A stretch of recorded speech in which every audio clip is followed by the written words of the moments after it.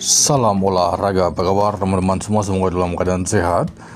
Oke, mengenai dari laga malam hari ini mungkin ada sekitar 11 laga yang akan saya bahas ya. Di laga pertama itu dari laga West Ham menghadapi Leganes dari La Liga 2 Spanyol. Terlihat di laga ini dua pemain akan absen, dua SK sudah pemain dari Leganes. Head to head terakhir kedua tim sudah sempat bertemu pada tahun 2024 berakhir dengan skor imbang 0-0. Jadi untuk laga ini berversi saya sendiri kemungkinan besar masih berpeluang besar berada di tuan rumah WSK ya.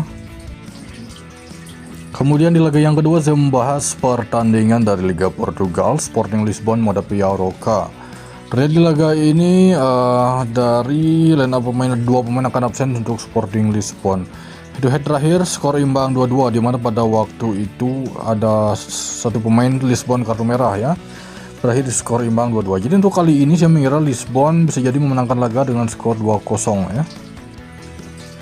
Kemudian memasuki laga yang ketiga saya membahas pertandingan Atletico Bilbao menghadapi Sevilla. Terlihat di laga ini Atletico Bilbao dengan formasi 4-2-3-1 begitu juga dengan Sevilla. Jadi untuk laga ini berversi saya sendiri setelah melihat dari head-to-head kemungkinan besar laga Bilbao Sevilla akan kembali berada di bawah 2 gol ya untuk laga ini.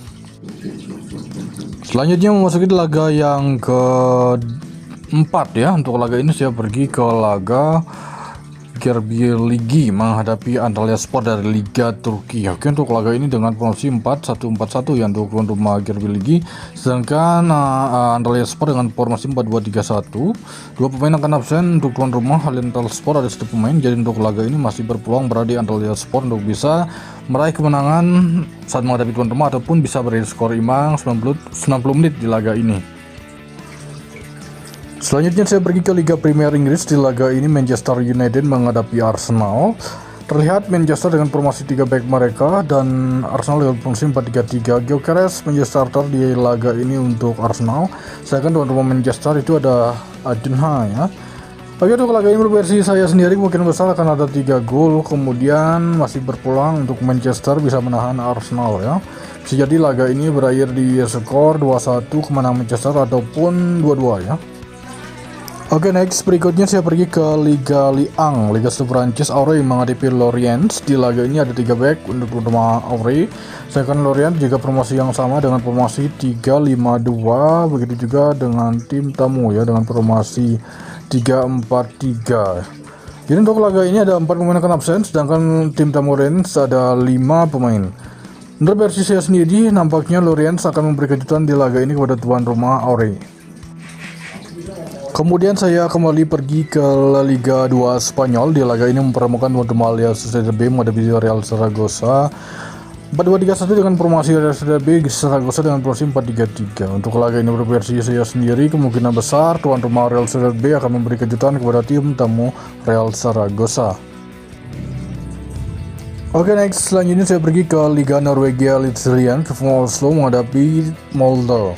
Terlihat di laga ini KFUM Oslo dengan formasi 3-4-3, sedangkan Molde dengan formasi 4-3-3 ya. Ada 2 pemain akan absen untuk rumah KFUM Oslo, sedangkan dari head-to-head terakhir di mana pada waktu itu kemenangan tim tamu KFUM Oslo dengan skor 2-3 ya. Tetapi untuk kali ini nampaknya Molde cukup baik walaupun bermain tandang. Saya mengira laga ini bisa imbang ataupun berakhir dengan kemenangan Molde. Oke, next berikutnya saya membahas pertandingan FC Volendam menghadapi Alkmaar. Di laga ini Volendam dengan formasi 4-2-3-1, sedangkan Alkmaar dengan formasi 4-3-3. 3 pemain akan absen untuk tim tamu Alkmaar. Head-to-head terakhir kemenangan Alkmaar di kandang Volendam dengan skor 4-0. Dan ini laga kedua untuk kedua tim. Saya mengira di laga ini Alkmaar akan kembali mampu meraih kemenangan di kandang Volendam. Kemudian saya kembali pergi ke Liga Inggris. Di laga ini Nottingham menghadapi Brentford. Terlihat di laga ini Nottingham dengan formasi 4-2-3-1, begitu juga dengan tim tamu Brentford. Oke, terlihat di laga ini satu pemain akan absen untuk Nottingham, sedangkan tim tamu Brentford di laga ini ada 4 pemain ya. Itu head terakhir di mana pada waktu berakhir dengan kemenangan Brentford dengan skor 2-0. Tetapi untuk kali ini saya mengira Nottingham bisa meraih kemenangan ataupun 90 menit bisa berakhir di skor imbang. Kemudian di laga terakhir saya membahas pertandingan tuan rumah Chelsea menghadapi Crystal Palace. Chelsea di laga ini dengan formasi 4-2-3-1, yaitu Cole Palmer masih dipercaya menjadi gelandang serang dan ada João Pedro menjadi striker.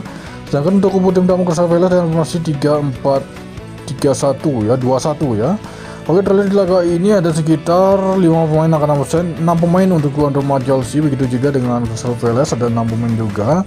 Terlihat di laga ini pembukaan Liga Premier Inggris, laga pertama untuk kedua tim, terlihat dari head-to-head terakhir skor imbang 1-1. Jadi untuk kali ini saya mengira Crystal Palace akan mampu menahan Chelsea, mungkin skor itu tidak lebih dari 3 gol ya.